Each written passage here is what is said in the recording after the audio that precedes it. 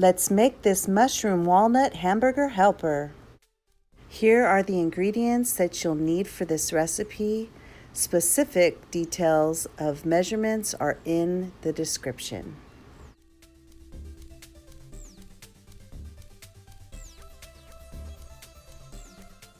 Always use fresh ground pepper and kosher salt.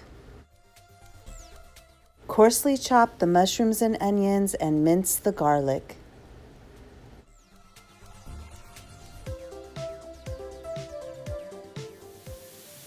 Ooh, yummy! Sizzle, sizzle, sizzle!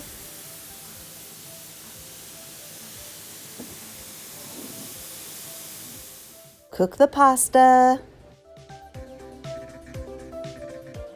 And this is the fun part. Mix all the ingredients together under a medium heat and get those juices mixed up together.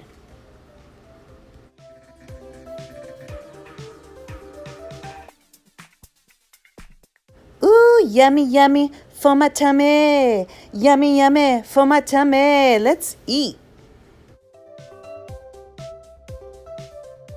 For more details on how to make this veggie meat, go to my video, Making Veggie Crumble.